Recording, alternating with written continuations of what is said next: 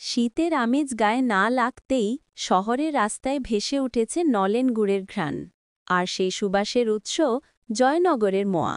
বহু বছর ধরে জলপাইগুড়ির মানুষ জয়নগর থেকে আনানো মোয়ার স্বাদে অভ্যস্ত। কিন্তু এবার ছবিটা একটু অন্যরকম। জয়নগরের বিখ্যাত মোয়া তৈরির কারিগররা এবার শীতের শুরুতেই চলে এসেছেন জলপাইগুড়িতে। শহরের শান্তিপাড়ায় দোকান ভাড়া করে ছোট্ট স্টল সাজিয়ে তারা শুরু করেছেন মোয়া বানানোর কাজ।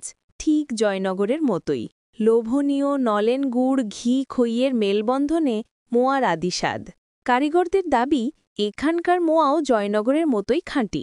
কনকচুর ধানের খই, আসল নলেন গুড় সবই জয়নগর থেকে আনা হয়েছে। শুধু মোয়া নয়, দোকানে মিলছে আরও নানা রকম মিষ্টির বাহার। ক্ষীরের সন্দেশ, লবঙ্গ লতিকা, ডোডা বরফি, মিল্ক কেক, মতিচুর লাড্ডু। আর কিছুদিনের মধ্যেই পাওয়া যাবে খাঁটি নলেন গুড়ের রসগোল্লা। শীতের আনন্দে বাড়তি চমক।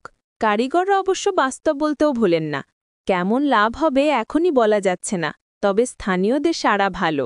জলপাইগুড়ির মিষ্টিপ্রেমীরা কিন্তু তাতে পরোয়া করছেন না। নলেন গুড়ের মোয়ার কামড়ে অনেকেই খুঁজে পাচ্ছেন অন্যরকম শীতের সুখ। ক্ষীরের সন্দেশ আছে, লবঙ্গ লতিকা আছে, ডোডা বরফি আছে, মিল্ক কেক আছে, লাড্ডু আছে, মতিচুর লাড্ডু, মোয়া আছে। আমাদের স্পেশালটা হচ্ছে অ্যাকচুয়াল মোয়ার দোকান। মোয়া হচ্ছে আমাদের স্পেশাল। নলেন গুড়ের রসগোল্লা এখনও হয়নি, হবে। খুব আশা করছি, সবাই বলছে ভালো, খুবই ভালো খেতে। আশা করছি খুব ভালো ব্যবসা হবে এখানে। মানে যারা সরাসরি জয়নগরে মোয়া বিক্রি করে তারা তো বিভিন্ন জায়গার থেকে আনে, হ্যাঁ, সেগুলো তো অনেক দিনের হতে পারে। আপনারা কি? আমাদের এখানে রানিং হচ্ছে রানিং বিক্রি, প্রতিদিনের মাল প্রতিদিনই বিক্রি। আমাদের এখানে বাসি বুসির কোনো গল্প নেই, এরকম একটা ব্যাপার। জয়নগরতে আনতে গেলে আপনার একটা দিন কেটে যাবে, কিন্তু আমাদের প্রতিদিন তৈরি, প্রতিদিনই বিক্রি। আর টোটাল মেটেরিয়ালস জয়নগর থেকে আসছে আমাদের। বিশেষত্ব কি রয়েছে?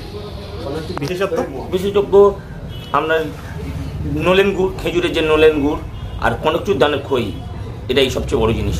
এটা পাওয়া যায় না, এটা আমাদের জয়নগর থেকেই আনা।